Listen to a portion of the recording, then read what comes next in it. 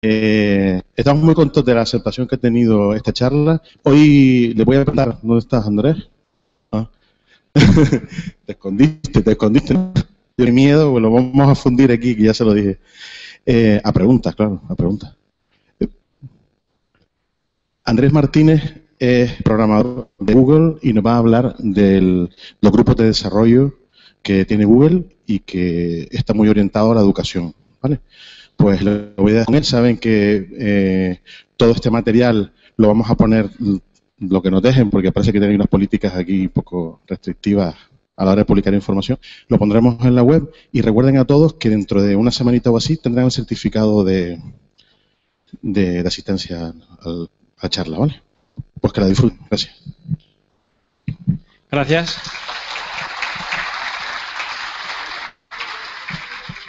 Pues en primer lugar, gracias a todos por venir, gracias a todos por la invitación.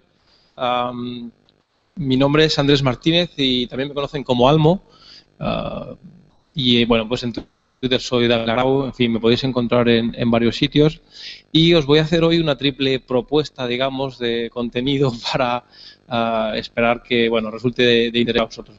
En primer lugar, os voy a hablar de lo que es mi actividad dentro de la compañía, que está muy relacionada con lo que estoy haciendo hoy aquí y que creo que implica una propuesta interesante para llevar a cabo actividades, digamos, como parte de vuestra formación, como parte de vuestra actividad y desarrollo personal también.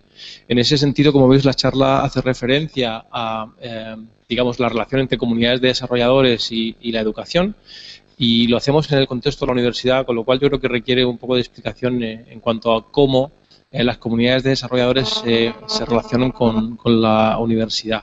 Por otra parte, os voy a hablar de un lenguaje de programación, que es un lenguaje de programación desarrollado para programar sistemas, lo que podría ser una evolución del lenguaje de programación C, y que tiene importantes novedades respecto a lo que viene siendo la forma tradicional de programar microprocesadores.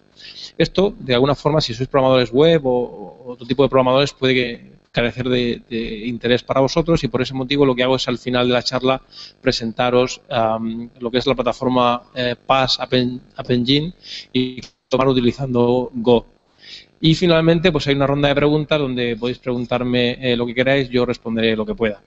Y bueno, pues sin más, empezamos con hablaos de mí un poco.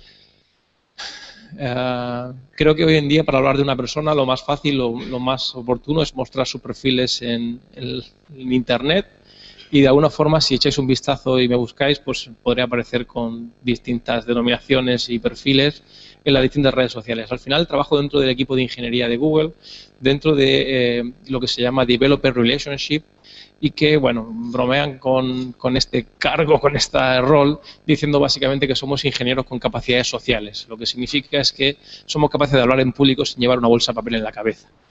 Pero esto es importante porque la tecnología cada vez es más compleja, cada vez resulta más complicado, digamos, conectar la tecnología con la sociedad y con la economía, y requiere de alguna forma de personas como nosotros, que nos dedicamos al final a trabajar en transferencia tecnológica, en poner en contacto, digamos, las tecnologías y las iniciativas que promueven la Internet abierta con grupos de desarrolladores, con grupos de emprendedores. Y esto lo hacemos con una, digamos, doble perspectiva. Por un lado, de compartir con ustedes las oportunidades o, digamos, las contribuciones que las plataformas tecnológicas que desarrollamos en Google tienen para las comunidades de desarrolladores, bajo un punto de vista de formación y también bajo un punto de vista, digamos, de negocio. Y por otra parte, nos gusta conocer las cosas que hacen, porque hoy en día la innovación ocurre, digamos, ahí fuera. Yo siempre suelo decir que las personas más interesantes de esta charla, evidentemente, no soy yo, son ustedes. Ustedes están haciendo cosas en estos momentos que van a cambiar el mundo. Me gusta pensar que hoy en día un chaval en su casa con un ordenador de $300 de segunda mano y una instalación de Debian o de Ubuntu con software libre es capaz de cambiar el mundo en una tarde. Y eso es cierto, está ocurriendo, por eso digo que la parte interesante de estas charlas son ustedes y no tanto yo. Entonces, ahora os voy a poner un vídeo. Espero que estuviese un segundo. Espero que esté... Oh, vale, no tengo vídeo. Es que necesito conectarlo. Vale. En este vídeo explicamos básicamente el tipo de actividades que hacemos, pero no tengo conexión a internet, entonces, bueno, ¿sí? Vamos a ver. ¿Esto está libre? Vamos a ver si me da una IP. Ok, parece que sí. Ahora sí que le gusta. We wouldn't be where we are at Google without you, the developer community. Since 2005, we've made dozens of APIs and tools available to you. Then you went out and built Marbles. Now, with so many creations, we think there's a better way for them to work together, because there are a lot. So we did some spring cleaning, then asked you how we could do it better. We used your ideas to begin building a single place for all of the developer resources, tools, events, and community. And all that together looks like this. Developers.google.com. But it's more than just a logo. It's a symbol for all the amazing work you do in the world, and how you work together. Soon you can find tools, get ideas, and connect with others, all in one place. Then get down to business. Collaboration and coding power that creates magical solutions with a universal language, so you can take that massive code and blow minds. For reals. So kick off your shoes and explore all the ways you can connect. Because it's not just about code, it's about you. Then start building. Because together, there's no telling what we'll create next. Developers.google.com. Bueno, pues si queréis conocer muchas de las cosas que hacemos, en developer.google.com tenéis muchísima información de los programas que tenemos en marcha. Y fijaos que al final del vídeo decía algo que yo considero importantísimo, y es que dice que no es solamente cuestión de código, es también cuestión de personas. Y esto es cierto, de ahí que de alguna forma también haga falta personas que traigan, digamos, iniciativas, que propongan colaboraciones y se cree, digamos, comunidades en torno a un interés común. Hablaba hace un momento acerca de la importancia que es tener referentes, además de culturales, musicales, literarios, tener referentes también tecnológicos. Y en ese sentido son ustedes los que constituyen el referente de sus compañeros, son ustedes los que desarrollan su actividad en la universidad, en las empresas de la zona, y de esta forma se convierten en referentes para gente más joven, gente que de alguna forma encuentra en el entorno que les rodea el estímulo y la capacidad de seguir adelante. Entonces, en este sentido, creo que es muy importante algunos de los programas que tenemos en marcha. Nosotros seguimos una aproximación en dos dimensiones. Por un lado tenemos un foco a veces centrado en producto, es decir, ponemos en marcha, por ejemplo, como las Dart Academy, que son unas iniciativas para montar, digamos, cursos de programación de Dart, que es una tecnología que está intentando resolver el desaguisado de la programación web. Entonces, bueno, pues ahora mismo está teniendo lugar en varias ciudades de España este tipo de iniciativas. Esto tiene un foco muy orientado a un producto. Tenemos otras iniciativas relacionadas con Android, con G+, o con la plataforma Cloud.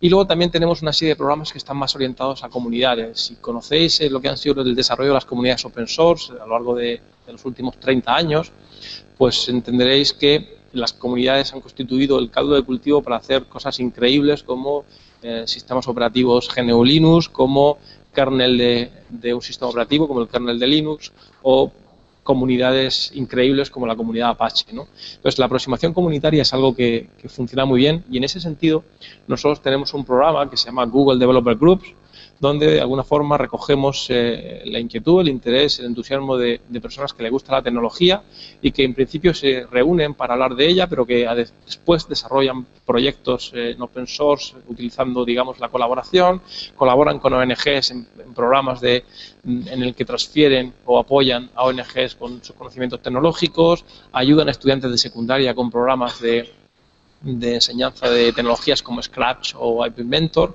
o crear un clima adecuado para que las chicas se sientan pues más representadas en un colectivo de desarrollo tecnológico que hoy por hoy cuenta con poca representatividad, ¿no? Entonces, este es uno de los programas, pero otro programa muy interesante, dedicado, por ejemplo, a la universidad, es lo que se llama Google Summer of Code. En este sentido, se trabaja en una doble vía. Hay un conjunto de proyectos open source que se postulan para ser proyectos que reciban el talento de programadores de la universidad, que son pagados por Google. tal forma que proyectos de la comunidad se benefician de la contribución de estudiantes y estos estudiantes tienen la oportunidad de conocer cómo es el desarrollo de open source en una comunidad real. A lo largo del año, la convocatoria se cierra a principio de año, pero a lo largo del año se van seleccionando los distintos proyectos y los estudiantes que participan. Y durante el verano desarrollan esta labor y bueno, creo que es un programa muy interesante. Esta mañana ha sido anunciado el programa que se llama Google Research Award, en el que universidades de todo el mundo reciben financiación para llevar a cabo proyectos de investigación. En España hay 2 universidades que han recibido financiación este año. En definitiva, tenemos una serie de programas que tratan de cubrir digamos, el interés o las necesidades y también las oportunidades que se cuentan en distintos segmentos de desarrolladores. Finalmente, por mencionar algún programa también interesante, están lo que llamamos las Developer Academy, que tienen un foco más orientado a producto y también para, digamos, un perfil quizás más de principiante. Básicamente son cursos de formación a tecnologías específicas que se llevan a cabo a lo largo de todo el país. Pero creo que hay una propuesta muy interesante para vosotros aquí en la universidad, que es lo que se llaman los Developer Groups de Google. Ayer me decían en Tenerife, y esto no lo he cambiado porque aún no tenemos GDG aquí, me decían, oye, cambiaste la transparencia y ponía GDG Tenerife, pero la isla que aparece es Mallorca. Digo, ya sé que no es Tenerife. Os cuento qué significa esto, ahora os doy la explicación. Bueno, tenemos un grupo de desarrolladores, como te digo, son grupos de voluntarios, de personas, digamos, que en el contexto en el que viven, pues se reúnen para hablar de tecnologías de Google, pero en general todo tipo de tecnologías que tienen que ver con la web abierta. Entonces, la parte interesante es que es en español y que es en España también, ¿no? En España, como veis, en todos sitios, estamos trabajando con también un par de grupos en Portugal, tenemos en Mallorca uno y aquí en Canarias tenéis uno en Tenerife. Espero que después de esta charla tengamos otro también en Gran Canaria. Pero básicamente, como digo, son un grupo de desarrolladores que trabajan se reúnen para hablar de tecnología y básicamente pues los grupos en España son de los más activos del mundo. Se encuentran siempre dentro de los 10 más activos del mundo en número de participantes, en número de eventos. Esto además de ser muy interesante como iniciativa, nos ayuda a conectar con otras comunidades de desarrolladores. Evidentemente, para nosotros los grupos de desarrolladores de Google tienen especial interés, pero en realidad pues hablamos con grupos de usuarios de Android, hablamos con grupos de otras tecnologías. En ese sentido tenemos un planteamiento completamente abierto, ¿vale? Y comunitario. Y de hecho nos apoyamos en los grupos de desarrolladores de Google para conectar con otras comunidades. Pero hay un aspecto que creo que es muy significativo y que tiene que ver con las comunidades en castellano.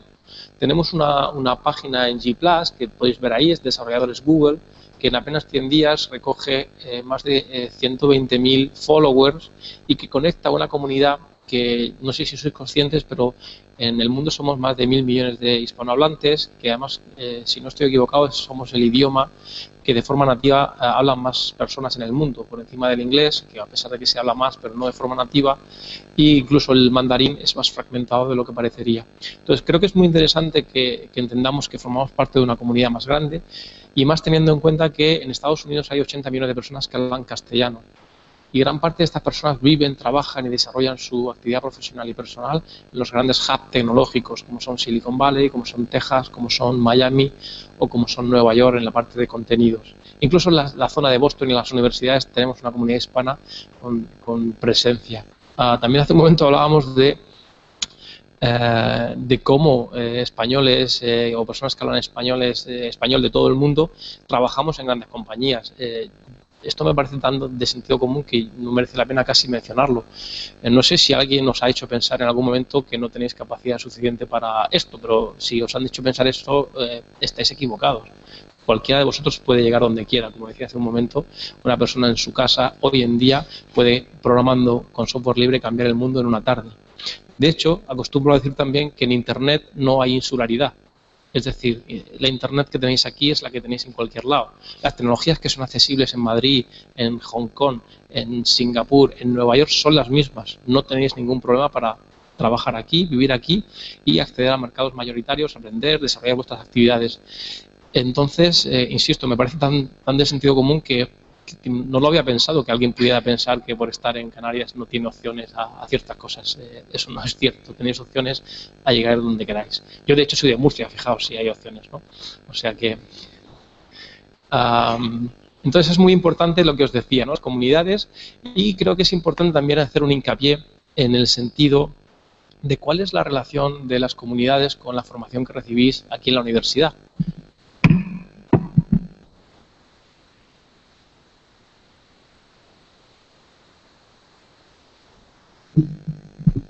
Esto es importante porque yo estudié en una universidad pública española y además luego fui profesor. La verdad es que en las dos ocasiones han sido momentos muy divertidos de mi vida. Pero de alguna manera a veces el alumnado puede pensar que la formación que recibe la universidad está poco conectado con lo que hay en lo que se le pide en el mercado profesional, ¿no? Y yo me gustaría hacer, digamos, una defensa importante de la universidad y la formación que recibís aquí, siguiendo el siguiente razonamiento. Las comunidades de desarrolladores han conseguido, utilizando quizás un planteamiento más ágil, conectar con tecnologías de manera muy rápida y tienen una conexión generacional con lo que son los desarrolladores, es decir, gente más joven que conoce los mismos chistes, que ve los mismos programas de televisión, y esto a veces, esa conexión se pierde con el profesorado porque son personas, digamos, de otra generación. Por contra, yo creo que la universidad es una fuente fabulosa de identificar nichos de oportunidad. Muchas comunidades de desarrolladores están sujetas a lo que yo llamo ceguera tecnológica. Es decir, estás trabajando en una tecnología, en un producto, y dependes de la versión que está disponible. Si estáis trabajando en Android versión 4 punto lo que sea, pues esa es la que veis. Y a veces no veis la oportunidad que puede venir de desarrollar, por ejemplo, soluciones para sistemas operativos ubicuos que se implementen precisamente en plataformas como Android o como cualquier otra. Y en ese sentido, insisto, la universidad es una fuente fabulosa para que consigáis poner en valor toda vuestra potencial, toda vuestra capacidad trabajando en problemas, en proyectos realmente desafiantes. Por otra parte, a lo largo de vuestra carrera profesional, y tenéis que saber que informática es una carrera profesional donde la formación continua es más necesaria que en ninguna otra carrera que yo haya conocido. La tecnología software ha cambiado en los últimos 30 años hasta puntos que no somos capaces de imaginar. Y personas que empezamos a estudiar en el 92, como empecé yo, tenemos que seguir formándonos cada día. Surgen nuevas plataformas, nuevos lenguajes, y en este sentido las comunidades están haciendo una labor muy interesante, conectando con tecnologías, digamos, ampliando la mira de muchos desarrolladores.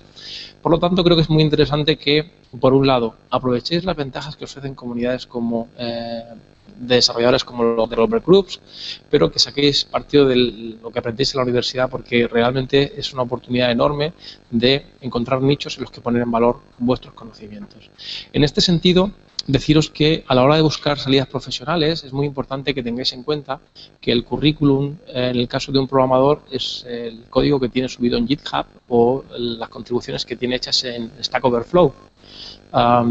Casi ningún recruiter en el mundo te va a preguntar por un currículum en papel. Le va a dar en realidad igual lo que ponga el papel. Lo que te va a preguntar es cuánto código has hecho en GitHub, cuántas contribuciones has hecho a un proyecto de open source y cuántas contribuciones has hecho a Stack Overflow.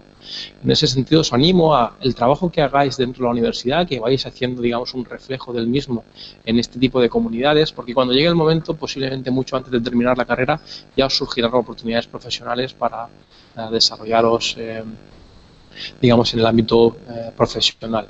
Así que el tiempo que paséis aquí es muy positivo. Yo, si pudiese volver, de hecho, estoy buscando un puesto de becario en la universidad, en el Centro de Cibernética, que es un entorno fabuloso. Si pudiese volverlo ya enseguida, el tiempo que paséis aquí, aprovecharlo, que es realmente un tiempo fabuloso, pero conectar con las comunidades, y aquellos que tengáis inquietudes por la tecnología, tenéis que saber que hay más gente como vosotros ahí fuera, que les gusta compartir, que les gusta trabajar y que les gusta aprender. Así que espero haberos convencido y que, bueno, dentro de unos días tengamos un GDG también aquí en Las Palmas y que empecemos a hacer cosas con esta comunidad que, como veis, es bastante grande y además está creciendo. Dicho esto, es la parte, digamos, más fluffy, podríamos decir. Vamos a hablar de algo un poco más intenso a nivel técnico, que es el lenguaje de programación Go. Como veis aquí, he subtitulado esto como, digamos, la programación de sistemas backend o el cloud para el siglo XXI, y es interesante que veáis un poco cuál es la motivación de todo esto. Aquí he puesto algunas fotos. Es curioso que la foto en la que aparece Ken Thompson aparece de espaldas, la foto más famosa, ¿no? Eso debe ser un PDP-9 o PDP-11 o algo así. Y entonces le he tenido que hacer otra foto con la cara de frente, que es este señor de la izquierda de la barba. Pues Ken Thompson, después de pasar por los Bell Labs durante mucho tiempo, está trabajando actualmente en Google. Lo cierto es que Ken Thompson desarrolló con Rob Pike, que es el señor que está arriba, y con gente como Russ Cox, sistemas operativos modernos. Pensar que Linux es un sistema operativo que tiene 40 años más o menos. Se desarrolló en los 70, es un sistema operativo bastante antiguo en concepción, ¿vale? Entonces, Ken Thompson continuó desarrollando sistemas operativos y en los 90 introdujo Plan 9. Plan 9 es un sistema operativo moderno con concepciones bastante útiles que de hecho tiene características que no vemos todavía aún en muchas de las tecnologías que consumimos, pero se seguía programando en C. Era un C un poco, no sé cómo decirlo, quizás un poco mutado, pero no dejaba de ser C. El caso es que al final de los 90, también en los Bell Labs desarrollaron un sistema operativo que se llamaba Inferno. Inferno no tiene ningún tipo de acepción, le pusieron Inferno, no sé muy bien por qué, pero el lenguaje de programación se llama Limbo. Tampoco, en fin, esto empieza a ser un poco... En realidad es un lenguaje de programación muy interesante y un sistema operativo también muy interesante, pero los nombres quizás denotaban cierta pesadumbre que no sé si hace honor a la realidad.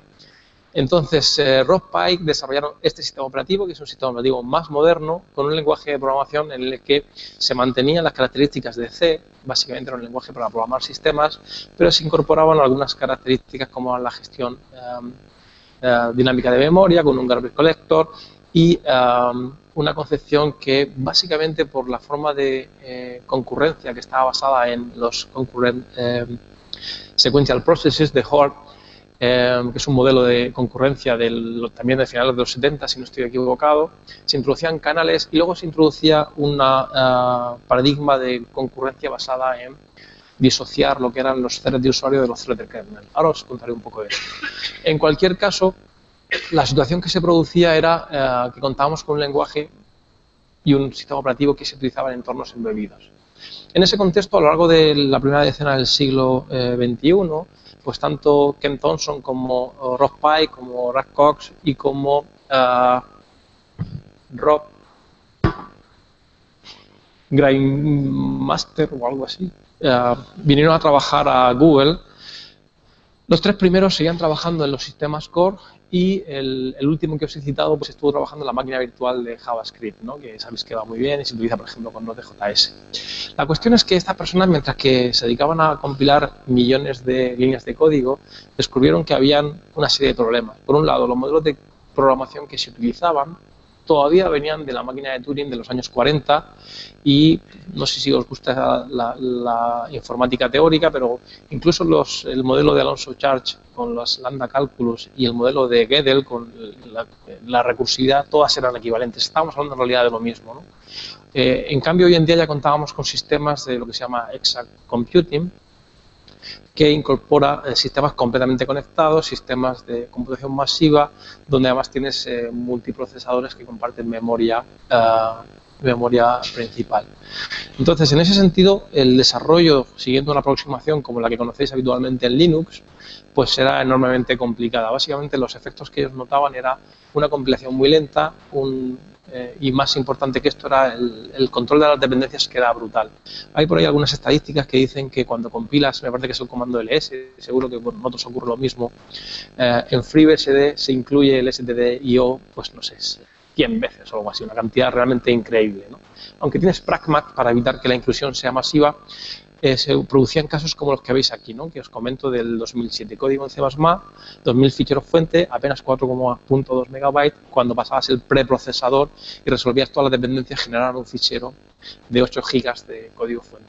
Esto era muestra de totalmente ineficiencia, cuando además las dependencias se incluían una y otra vez de manera reiterada.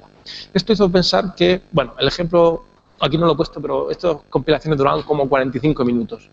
Y para que veáis lo que hacen estos tíos en 45 minutos, se aburrían tanto que en vez de tomar café, pues se dedicaron a pensar cómo resolver esto. Y es ahí cuando surge el lenguaje de programación Go. Es cierto que partían de una experiencia previa, en ese sentido, pero básicamente dijeron, bueno, no podemos seguir programando sistemas como se programaban en los años 70, tenemos que darle un pequeño empujón a esto. Hay cosas como OpenMP, pero que dependen mucho de, digamos, de pragmas, que dependen de la arquitectura. Si habéis programado sistemas distribuidos con MPI, pues son cosas que no están integradas en el lenguaje, ¿no? Dependen muchas veces de la arquitectura y dependen también mucho de elementos que son externos. Entonces, ellos decidieron revisar todo el modelo para de alguna manera resolver toda la problemática que suponía el uso de la programación de sistemas en esos momentos. Y muy resumidamente, pues fundamentaron esa renovación en una serie de aspectos. La primera fue en un modelo de concurrencia, como decía, basado en los canales de Hoare, que suponen cierta renovación de lo que es la programación concurrente, con el fin de facilitar el porting de sistemas legacy. Se siguen utilizando mutex y logs, pero el modelo, digamos, intrínseco y el recomendado de la plataforma es los canales, ¿vale? En ese sentido hay todo un trabajo que hacer para adaptar la programación concurrente a modelos en los que se utilizan canales. Hay una disciplina que se llama programación concurrente estructurada, en el que se hace un análisis bastante interesante de cómo procesar estructuras de datos gigantescas de manera concurrente para aprovechar al máximo la cantidad de cores que tienen hoy en día los procesadores. Entonces, esto es algo que hay que hacer, pero por ejemplo ya tenéis algunos modelos de MapReduce disponibles en Go, de tal forma que todos los algoritmos que tenéis hechos para Hadoop podéis llevarlos con cierta facilidad a Go. Evidentemente Hive, Peak y Mahoop proporcionan mayor nivel de abstracción, pero digamos a nivel concurrente es relativamente fácil utilizar una aproximación MapReduce. Al margen de esto, como digo, de los canales, hay un aspecto puramente, digamos, computacional que tiene que ver con cómo se implementan los procesos, las tareas concurrentes. Se introdujeron una serie de términos aquí, básicamente lo que llamamos gorrutinas, en los que se implementan hilos de ejecución, pero que se llaman thread de usuario. Lo que implementa un thread de usuario es un pool de una cola de thread que se ejecutan dependiendo de un thread de kernel. Entonces, en Go los threads de kernel están limitados, tienes un máximo de 10.000 para máquinas con muchísimos cores, ¿vale? Pero en general los threads de usuario no están limitados. De hecho, esto es un ejemplito que podéis ver en la página web de Arros Directual, en el que se generan digamos, términos del número pi, y podéis ejecutar una máquina como esta una ejecución con 1 millón de threads de usuario y la máquina aguanta. Se pone un poco nerviosa, pero aguanta, ¿vale? Entonces, 1 millón de threads de usuario, por defecto en muchos sistemas todavía se reserva 1 mega por thread de pila.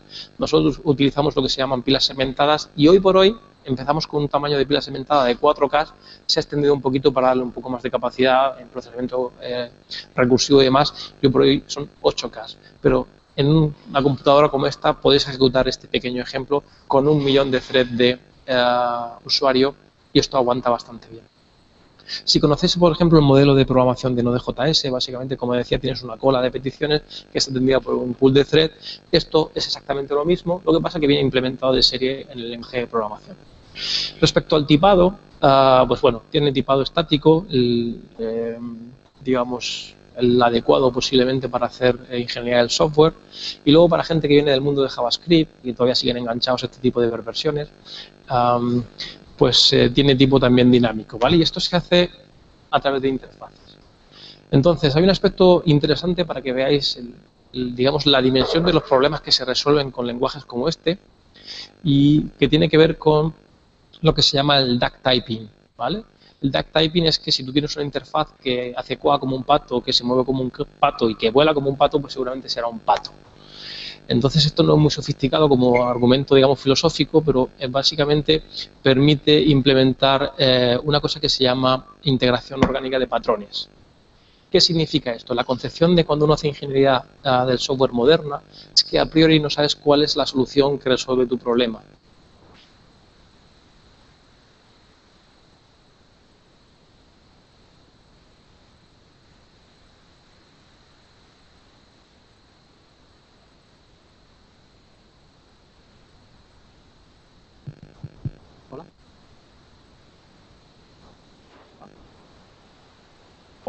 Hola, ¿sí?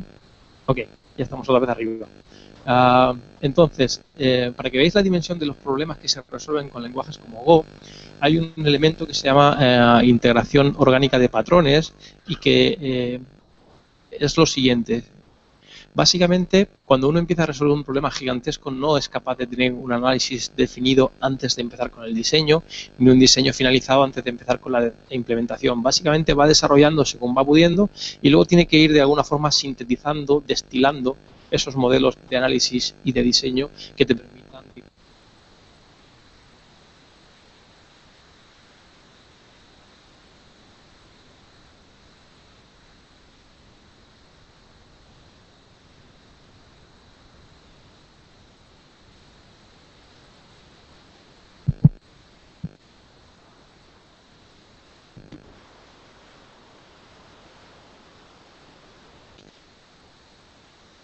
Hola.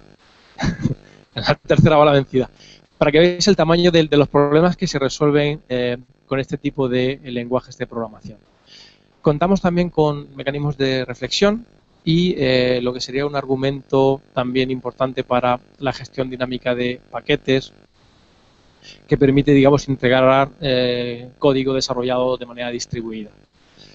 Fijaos si la preocupación en cuanto a las dependencias es importante, que en Go cuando incluyes un paquete que no utilizas en el código te da un error de compilación, no te da un warning, te da un error. ¿Vale? Estamos hablando de problemas realmente serios que de alguna manera se han evitado tajantemente. Entonces, en ese sentido, esas serían las características del lenguaje. Tenéis una página web que es golang.org, donde tenéis una interfaz para probar código de manera interactiva y, por supuesto, podéis bajar las fuentes, programas y demás. Estos señores vienen utilizando el mismo diseñador gráfico desde que empezaron con Plan 9, con Glenda. Este no sé cómo se llama, pero el Gopher se llama, es verdad, sí. Pero bueno, yo me acuerdo de Glenda, que es con lo que trabajaba en su momento. En cualquier caso, tenéis muchísima documentación y estos tíos realmente se han batido el cobre programando. Realmente gente muy interesante, merece la pena echar un vistazo a la documentación que proporcionan, en algunos casos, digamos, casi tratados de discusión de ingeniería del software moderno. No obstante, pues de nuevo, para todos aquellos que vengáis del mundo a lo mejor de la programación web o de una programación que no está muy relacionada con sistemas, podréis decir, bueno, bien, vale, sí, ¿y a mí qué, no? En realidad ahora, pues, me compro una máquina cada vez más potente y hay alguien por debajo que se encarga de resolver todos estos problemas de los que he venido hablando. Yo no voy a programar codificación de imágenes, ni multiplicación de matrices gigantescas, ni teoría de grafos, me da igual. Bueno, entiendo el argumento porque efectivamente la programación de sistemas y el desarrollo de algoritmos a este nivel puede ser algo tanto marginal y por eso quería conectarlo, esta plataforma de este lenguaje de programación, con una plataforma de desarrollo moderno que se llama App Engine. App Engine básicamente es una plataforma que echa mano de toda nuestra infraestructura y la pone en valor. Esta es la típica transparencia que me pasan los de marketing y bueno, pues utilizamos la regla de los 3 colores, ¿no? Y la gente de muchos colores le gusta. El hipocampo pues nos da ahí una realimentación positiva y nos sentimos guay. En cualquier caso, volviendo a la tecnología, pues dentro del desarrollo moderno de programación, como digo, hay otros nichos o sectores quizás son distintos, pero perdón, digamos, de manera bastante general, hoy en día la programación depende muchísimo de la programación. Yo no diría del cloud. Bajo mi punto de vista, hoy en día la programación requiere un enfoque unificado y homogéneo que se materializa a través de interfaces distintos. Una componente social, una componente mobile y una componente cloud, ¿vale? O web. Pero bueno, ahora veréis que en realidad todo está bastante conectado. Atendiendo un poco a la parte más cloud o la parte más web, Google tiene una plataforma cloud que incorpora, digamos, soporte sin que nadie se ofenda a lo que sería programación legacy, con Compute Engine, infraestructura como servicio.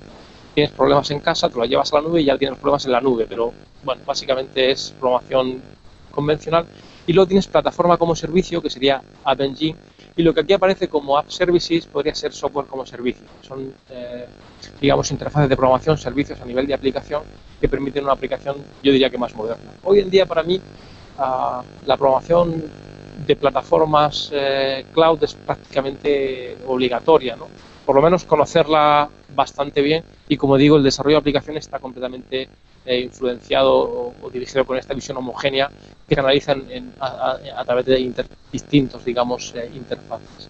Entonces, a nivel de recurso computacional, Google proporciona una plataforma como servicio, IaaS, que se conoce, que es Compute Engine, y tiene una plataforma PaaS, plataforma como servicio, que se llama App Engine, que es de la que vamos a hablar ahora. Por hacer un poco, contextualizar un poco más la propuesta, pues hay una serie de facilidades de almacenamiento en la que se incluyen almacenamiento orientado a clave de valor, almacenamiento relacional y almacenamiento no relacional. Hay una cuarta categoría que aquí aparece bajo el término de App Services, pero que no es más que un almacenamiento orientado a análisis.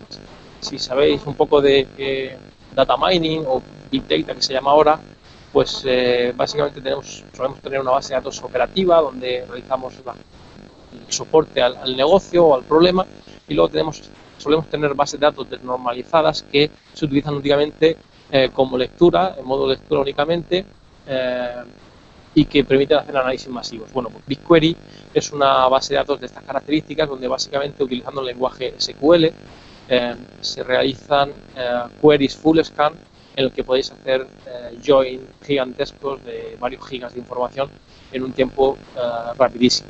Si estáis pensando en desarrollar alguna propuesta de negocio basada en Business Intelligence o Data Analysis, yo os diría que consideráis muy seriamente el utilizar una base de datos de estas características, porque básicamente el problema del Data Analysis no son la tecnología, son las preguntas.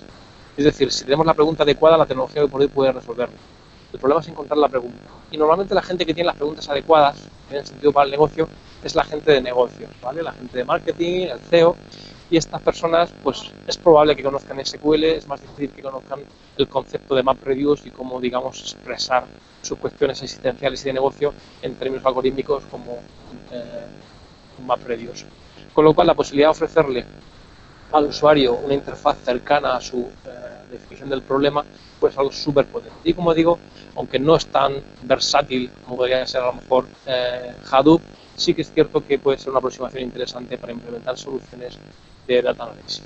Y finalmente, lo que aquí se llaman Cloud Endpoints, que es un servicio a nivel, digamos, de aplicación, podríamos llamarlo así, pues es un conjunto de interfaces que conectan a través de REST, protocolos web, conectan el backend, en este caso en el cloud, con servicios para aplicaciones mobile u otras, podrían ser en Android y demás. La conexión, como veis, de cloud con mobile es fácil a través de Cloud Endpoints. La conexión con la parte de social se realizaría a través de la enorme cantidad de APIs que tenemos dentro de Google, que sería de alguna forma lo que cerraría el círculo. Entonces, en este sentido, por daros algunas cuestiones de quién utiliza esto y por qué, pues veis que la plataforma ha ido evolucionando desde el 2007. Se empezó con una plataforma en Python y rápidamente se incorporó una plataforma en Java, que hoy por hoy yo diría que son las que, digamos, están más popularizadas a nivel de uso. A partir de el año pasado introdujimos también PHP y un poquito antes también Go. En cualquier caso, al margen de estas consideraciones, para que entendáis un poco la capacidad computacional de este tipo de plataformas, a mí me gusta mencionar el caso de VirusTotal. VirusTotal es una compañía española que tiene sede en Málaga y que la fundaron estas personas que se dedicaban a mandar los correos estos de 1 al día de seguridad. No sé si habéis estado suscrito alguna vez, pero eran muy interesantes. Lo cierto es que montaron un servicio en el que el usuario podía pasar por un antivirus online. Tú mandabas un fichero y ellos le pasaron un antivirus. Rápidamente se convirtieron en un referente de todas las compañías de seguridad del mundo y en el 2012 fue comprada por Google. No sé los términos de la operación, pero creo que están muy contentos. Entonces, al margen de estos detalles, que la envidia nos corroe, al margen de estos detalles, estos tipos están procesando 700.000 peticiones al día y tienen una información de 100 teras metidas aquí, ¿no? O sea, estamos hablando de una plataforma realmente potente y os puedo asegurar que no se preocupan de decir me he quedado sin disco duro, necesito hacer una ampliación o el escalado vertical no es suficiente y tengo que hacer un escalado horizontal a nivel de computación. Es una plataforma realmente potente. Características, bueno, pues esto seguro que os suena bastante familiar. En la parte de frontend pues podéis colgar cualquier cosa y evidentemente podéis integrar cualquier tipo de framework JavaScript si os gusta sufrir. Y tenéis un proceso, si no es suficiente el proceso de unos 15 segundos que tenéis en el frontend, tenéis procesos de backend y colas de tareas y además de colas programadas con un Chrome. En cuanto al almacenamiento, todo tipo de almacenamiento, protocolos de comunicación, hay un wrapper que se llama URL Fetch que permite de alguna forma saber a qué estáis accediendo y luego un conjunto de APIs de comunicación de red pues un poco más alto nivel, mensajería, canales y mail. Finalmente hay una serie de APIs muy interesantes, en ese sentido tenemos muchas APIs para hacer todo tipo de cosas, como veis tenéis búsqueda, tenéis gestión de usuarios, tenéis MapReduce, todo tipo de cosas. Los Cloud Endpoints nos permiten conectar no solamente con nuestras plataformas de movilidad, sino con otras plataformas y es una forma, yo diría también casi obligatoria de hacer un desarrollo desde el principio, saber que ejecute donde ejecute tu aplicación, tienes que tener canales que te lleven a social, tienes que tener canales que te lleven a mobile.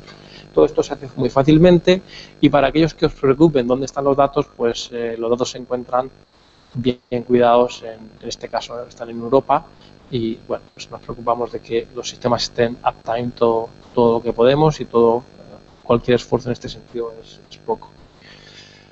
Un poco más desde el punto de vista de desarrolladores, haciendo nuevamente hincapié en cuanto a los beneficios de las comunidades. Google apoya activamente y utiliza activamente las plataformas, las comunidades de las que os hablé, GitHub y Stack Overflow. En el caso de Stack Overflow tenemos un conjunto de etiquetas patrocinadas, de la forma que cuando un desarrollador postea una cuestión en relación con nuestras tecnologías utilizando estas etiquetas promocionadas, si la comunidad no resuelve la cuestión en un plazo de tiempo razonable, hay un ingeniero de Google detrás que se encarga de resolverlo, ¿vale? En cuanto a GitHub, pues todos los recursos de aprendizaje, desarrollo y código de ejemplo están licenciados con Apache, yo diría que sí, con Apache 2.0, se encuentran subidos en GitHub y os permiten básicamente pues no reinventar la rueda, que es una de las cosas que Internet facilita. Aquí tenéis categorizadas por tecnologías, por nivel de madurez que se requiere, por lenguajes que se utilizan, muchísimos ejemplos de las distintas características de la plataforma cloud de la que os hablé. Y lo más interesante de todo esto es que todo esto es programable, es accesible utilizando Go. Entonces, sin entrar tampoco mucho en detalles para que podamos preguntar más, pues hoy por hoy tenéis disponible en el cloud la posibilidad de programar la plataforma PaaS utilizando Go 1.1, la versión última es 1.2. Todo lo que es la parte de, digamos, de implementación de servicios está basado en un wrapper del paquete HTTP. Prácticamente casi todo el código que tengáis es muy fácil de portar. Evidentemente hay una serie de APIs que están disponibles en el cloud únicamente y que en local podéis evaluar utilizando el simulador. Y estáis también integrados con las APIs de almacenamiento y con la gestión de usuarios a través de Google Accounts. En ese sentido os recomiendo que echéis un vistazo a toda la información que tenéis en la página web de developers.google.com, donde podéis pues, conocer todo tipo de escenarios y poner en práctica este tipo de lenguajes. Y yo creo que con esto llegamos a la parte en la que yo os doy las gracias y abrimos la ronda de preguntas. Gracias.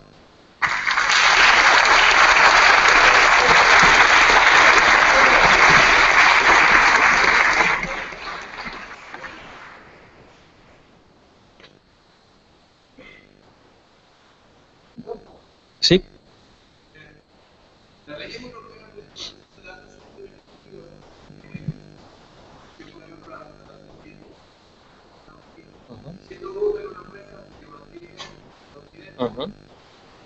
antiterrorista estadounidense y el gobierno de Estados Unidos en cualquier momento mirar, ver la base de datos o lo que sea, cualquier dato que por ejemplo en Europa, ¿qué hace para decir, debe estar haciendo utilizar Google sabiendo que estamos incumpliendo la ley española de protección de datos? Porque creo que la incumple. Ya. Pues de todo esto que has comentado sabes tú más que yo y no te puedo decir demasiado. Entonces no tengo nada que comentar al respecto. Como os digo, sí tengo dos cosas que comentar. La primera es que en Google nos preocupamos muchísimo de nuestros usuarios, de la privacidad y de ofrecerles servicios de calidad y que cumplimos la ley allí donde operamos. Eso es algo que está claro, pero no tengo más que decirte. Podemos hablar de temas técnicos, de esos temas se me escapan. Más preguntas. Aquí tenemos... Bueno. Es que están grabando la charla. Quería preguntar, por ejemplo, Scala, el lenguaje de programación, permite tanto programar orientado a objetos como orientado a funciones. ¿El lenguaje Go permite también lo mismo? Sí, el Go incorpora clausuras, ¿vale? Puedes programar funciones anónimas. Para que os hagáis una idea, se ha hecho una reformulación de lo que sería C, incorporando algunas características más modernas. Se ha flexibilizado un poco la gestión de tipos. Bueno, en C en realidad sabéis que se puede hacer casting de todo, pero tampoco se ha ido a C++, que a veces es muy riguroso. Hay un término intermedio, se facilitan algunas cosas, aunque no se recomiendan todas, ¿vale? En JavaScript se facilita todo y no se recomienda nada.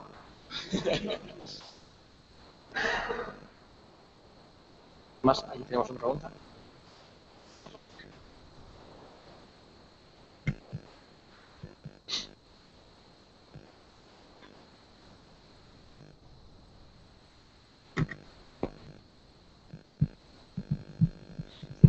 Vale. Es respecto a lo que acabas de mencionar y lo que has mencionado, ¿qué alternativa sugieres o propones para no utilizar JavaScript y plus jQuery, ¿no? Que es lo que más facilita la vida sin complicar? Lo primero es decir que yo me meto un poco con los de JavaScript, pero sabéis que esto lo hacemos en las comunidades de desarrolladores, un poco de pique sano, ¿no? Respecto a qué hacer, pues esto es como las 7 plagas. A veces tiene uno que aguantar y que le llegue su fin pronto y ya está, ¿no?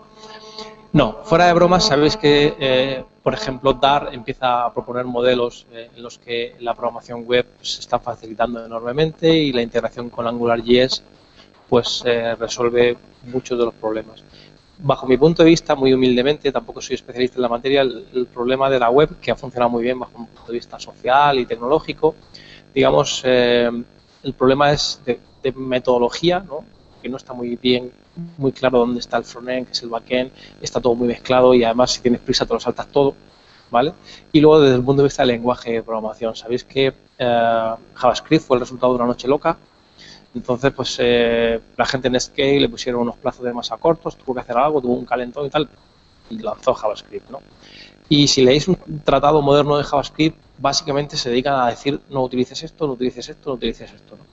Entonces, bueno, ha sido muy potente, hemos hecho cosas fabulosas con JavaScript, pero hay una iniciativa bastante importante en el mundo de la tecnología intentando resolver los problemas que supone. Tecnologías un tanto más antiguas, quizás como Flex, que ahora mismo se liberan ya en la comunidad Apache, pues eran aproximaciones desde otras compañías para resolver este mismo problema. Y si lo piensas bien, las comunidades de Flex tuvieron mucho éxito. Lo que fue la plataforma Flash en su momento se popularizó porque de alguna forma resolvía lo que era una problemática que no estaba resuelta en ese momento. Hoy en día desde Google estamos apostando mucho por AngularJS y por Dart, ¿vale? Entonces hay un framework combinado, de hecho, en el que puedes utilizar ambas partes para sacarle el máximo partido. Mañana tenemos un evento en Madrid sobre AngularJS que vamos a grabar, ya lo pondremos en el canal de Google, pero os animo también a que creéis comunidades de Angular porque es súper potente, está muy bien. ¿Más preguntas?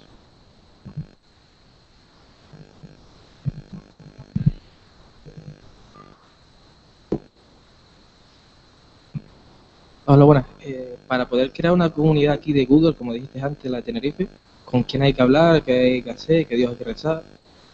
Mira, es muy sencillo. Os vais a la página de developer.google.com y allí en la parte de grupos tenéis un formulario en el que solicitáis un nuevo grupo. Entonces, esto al final lo que se os pide es que creéis una página en G+, con una estructura definida, muy sencillita, donde ponéis quiénes son los organizadores y pues básicamente ya está. Ese formulario lo proceso yo y en cuanto esté todo listo, pues en un tiempo real casi os leo lo que hay. Me consta que hay personas por aquí que están pensando en hacer lo mismo. Lo que sí que os recomiendo es que habléis y que cada uno desde distintos puntos de vista aportéis a la comunidad. No hay una especie de criba ni nada, sino solo es... ¿Criba? Sí, de acción. Lo único que se os pide es que las actividades sean gratuitas, ¿vale? O sea, puede haber una empresa detrás, pero no puede cobrar por las actividades. y evidentemente que cumpláis la ley, que no haya ningún tipo de aberración legal, pero ya está. Luego se os solicita, se os requiere que hagáis un evento cada 3 meses. Un evento es que os sentéis en la cafetería a charlar sobre tecnología o que os juntéis en un bar a plantear un proyecto de open source. No hace falta que haya fuegos artificiales ni que haya un barco por ahí. Tal. En realidad lo importante es hacer, no tanto el formato. Y si eso no ocurre, en realidad, pues como que se os desactiva y cuando volvéis a hacer el evento, pues volvéis a aparecer. Es algo en realidad muy sencillito. Y yo, personalmente, cuando estuve en la universidad, entonces las comunidades todavía eran muy incipientes, pero de alguna forma creamos una comunidad de ese tipo y yo estudié menos que nunca y saqué las mejores notas de mi vida. O sea, es muy positivo para la carrera. Sí, perdón, vienes con el micro.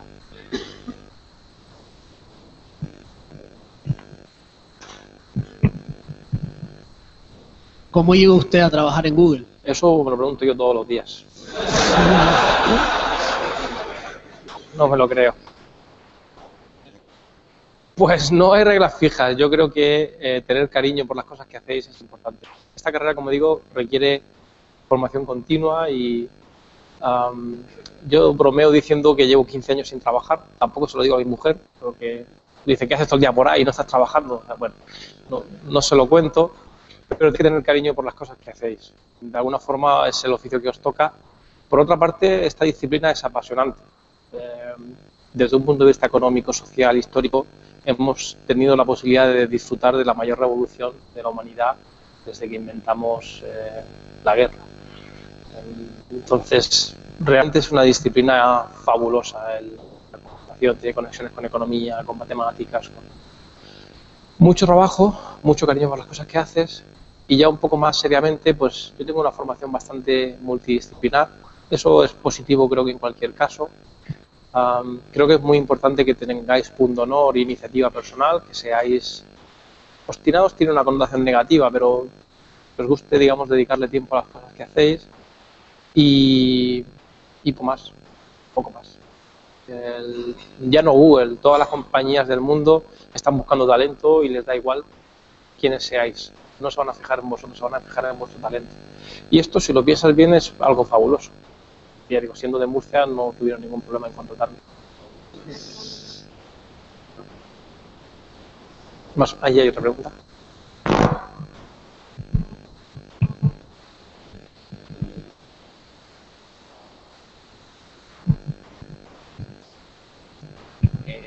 ¿Qué beneficios o qué aporta Google a las comunidades de desarrolladores locales? Vale, cuando solicitéis el grupo dejamos muy claramente que la solicitud o concesión de un grupo no suponen específicamente dos cosas. No suponen que os vayamos a dar dinero, ¿vale? Y no suponen que vaya a haber alguien de Google siendo parte de vuestros eventos. Hecha esta aclaración, que tiene sentido porque en el mundo hay muchos GDGs y no podemos estar en todos ellos, lo cierto es que, bueno, mi labor en España es ocuparme de que los GDGs hagan cosas interesantes y que tengan posibilidades. ¿Qué cosas hacemos? Pues a veces, si no puede venir alguien de Google, nos encargamos de que un speaker de otra región del mundo o de España venga y participe, de training, contribuimos, digamos, a aumentar vuestra tasa de colesterol pagando las pizzas de los eventos, contribuimos también a que, digamos, los eventos sean un poco más desinhibidos pagando también las cervezas, en fin. Hacemos ese tipo de cosas. Si identificamos una persona de acá que tiene un conocimiento muy bueno, por ejemplo, en la tecnología, lo podemos llevar a otros sitios a dar charlas. Hay un programa que se llama Google Developer Expert, en el que identificamos a personas que tienen talento en tecnologías de Google y, digamos, le hacemos partícipe de nuestras actividades, evidentemente siempre que quieran, no hay ningún tipo de compromiso. Es decir, de manera estricta no hay ningún compromiso casi por nuestra parte, compartimos la marca, si esto os ayuda, que en muchos casos os ayuda, está bien. A efectos prácticos hacemos muchas cosas. Ahora, por ejemplo, estamos promoviendo el día 8 de marzo, de aquí al 8 de marzo se hagan actividades promoviendo la participación de las chicas en la tecnología. Bueno, pues mandamos merchandising, podemos traer speaker, se hacen cosas. Depende un poco de la propuesta. Yo lo que digo a todo el mundo es que si trabajáis y tenéis ideas interesantes, seguro que ocurrirán cosas. Ya llevo aquí 4 horas, eso soy yo, parece. Llevo 4 horas y ya he oído un montonazo de proyectos que se podrían utilizar en el contexto de comunidades. Fíjate, un proyecto muy bonito que pusimos en marcha la semana pasada. Estuve en La Rioja y allí conocí a Juan José Bilbao, que es un chico que va en silla de ruedas. Este chico lo hizo por puro interés. Resulta que en Logroño hay una zona de bares que se llama El Laurel. Y él de alguna forma quería saber en qué bares podía entrar con su silla y en cuáles no. Tuvo una componente lúdica bastante importante. Entonces empezó a trabajar y él me decía la semana pasada que había avanzado, pero el chico pues tiene su trabajo y bueno, pues no puede dedicarle todo el tiempo, pero que cree que es un proyecto muy interesante. Y lo que me dijo es si podíamos canalizar a través de los GDGs el que apareciesen voluntarios. Pero fijaos que por otra parte, todo el mundo en las comunidades de los GDGs me dicen: me encantaría participar en un proyecto de desarrollo de software. Las comunidades más core del open source a veces tienen barreras de participación un poco elevadas. Entonces lo que hice yo sencillamente fue ponerlos en contacto. Y ya me han dicho hoy que habían 4 o 5 personas que iban a colaborar con él desarrollando no solamente la parte de Android, que podría ser la normal, sino también la de iOS. Con lo cual las comunidades, al final, digamos, los temas tecnológicos son secundarios, al final son las personas y ocurren este tipo de cosas. Y todo el mundo gana. Juanjo consigue que su proyecto sea de utilidad, que otras personas en otras ciudades puedan utilizarlo para conocer la accesibilidad de los locales de ocio, y la gente que quiere aprender a programar Android pues tiene un entorno concreto en el que desarrollar su interés. Y estoy convencido que Juanjo les invitará luego a tomar unas cañas por la calle Laurel en Logroño, o sea que esto siempre tiene una componente lúdica. De hecho, es una muy buena regla. Si no te estás divirtiendo con las actividades del grupo de desarrolladores, es que estás haciendo algo mal. Y otra cosa, digamos, nosotros tenemos una pequeña comunidad de desarrolladores aquí en Gran Canaria, está recién nacida, está creciendo. Cuando se crea un evento en la comunidad GDG, ¿hay alguna especie de restricción en la marca que aparece creando el evento? ¿En la qué, perdona? En la marca que aparece o en quién organiza. No, muchos GDGs organizan a veces actividades patrocinadas por la competencia. O sea, nosotros no os pagamos, tenemos mucha flexibilidad. En ese sentido, lo que animamos a los GDGs es a que contacten con otros grupos. No veáis en esto un interés de fragmentar. Al revés. O sea, vosotros sois una comunidad de desarrolladores, pues adelante. No sé qué estás pensando, pero adelante. Seguro que encontráis formas de trabajar, de colaborar y demás. Y es bueno, porque un problema que tiene a veces la endogamia en general, casi de manera universal, incluso más allá de la tecnología, es que dejas de ver otras cosas y eso es muy peligroso. Entonces es muy importante que la gente que trabaja en tecnología vea cosas que incluso no le gusten, porque de eso aprende. Y hay veces que en otras tecnologías, en otros productos, en otras empresas están haciendo cosas interesantes. Adelante.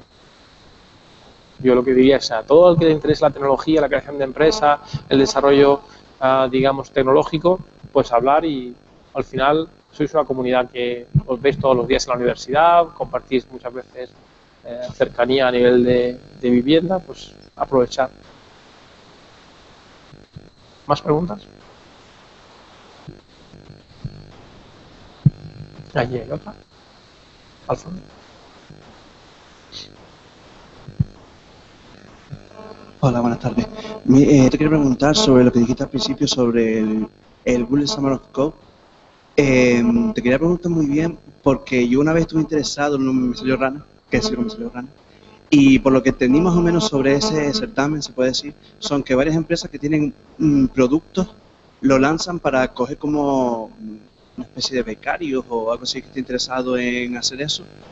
Pero quiero saber realmente si es Google quien lo coordina, son las diferentes empresas que lanzan su eso, Google puede ver ahí potencial y puede contratar a esa gente que haya trabajado, son las propias empresas, si hay un señor de Google ahí mirando una serie de proyectos así directamente, no solo por a lo mejor tenga el tutor de esa empresa que haya sacado el proyecto o algo así. Me gustaría saber un poquito más sobre el certamen. Te cuento. Como decía al principio, hay dos partes. Una es la parte de los mentores, que básicamente son proyectos open source. Esos proyectos pueden ser promovidos a veces por comunidades de personas que trabajan en empresa, por empresas, pero el proyecto tiene que ser open source. Hay una propuesta en la que se evalúa la idoneidad del proyecto, pero hay un conjunto enorme de proyectos, ¿vale? Diversos de todo tipo. Y luego están en algunos trabajamos desde Google, en otros no, ¿vale? Pero proyectos open source. Y en otro están los estudiantes, tienen que ser estudiantes universitarios, y lo que se hace es que mediante un proceso también de selección pues se evalúa la posibilidad de que este estudiante participe en ese proyecto. Eso dura un año, el código prácticamente se desarrolla en verano y pues hay una contribución económica. Al final además se les da un paseo por Mountain View, pues San Francisco, y forma parte también de la parte lúdica. Entonces, evidentemente, si te das a conocer y haces muy bien el trabajo, pues no solamente Google, todas las compañías verán que eres un tío muy bueno y te podrán contratar, incluyendo también Google, pero el objeto no creo que sea tanto este. Es más bien, de alguna forma, Google tiene una componente filantrópica muy fuerte, entonces apoyamos proyectos que nos parecen interesantes. No tiene por qué haber una intencionalidad detrás de nada, hay cosas que se hacen por esta componente filantrópica. En España hay bastantes casos de éxito, de tanto proyectos como estudiantes que han participado, y el próximo día 28 de marzo hay una conferencia en Córdoba de las delegaciones de alumnos de las escuelas de informática, que no sé si alguien de Canarias va a asistir, pero allí vamos a presentar Andreu Ibáñez, que es un organizador del GDG de Lleida, va a presentar su experiencia, porque él, su proyecto de Liquid Galaxy, no sé si lo conocéis, pero básicamente es un entorno inmersivo para Google Earth, pues ha sido seleccionado como proyecto mentor, y varios estudiantes que están desarrollando con él sus tesis, su proyecto final de carrera, han participado y les han pagado por ello.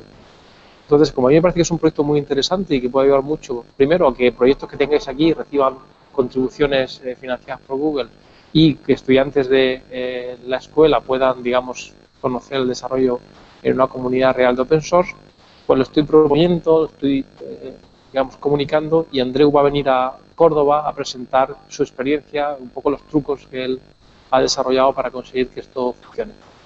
Entonces, si no vais, yo voy a intentar grabar esta charla, la compartiremos, y si va alguien de la escuela, pues que hable con Andreu, y seguro que está encantado de echaros una mano y ayudaros a que el año que viene podáis participar y tener un puñado de alumnos de la universidad siendo parte de este programa. ¿Más preguntas? Yo voy a hacer una pregunta, si os parece. ¿Cuántos programadores de JavaScript hay aquí? No hay muchos. No me he creado muchos enemigos entonces. Bueno, pues si no tenéis preguntas, gracias, y ha sido un placer estar aquí con vosotros hoy.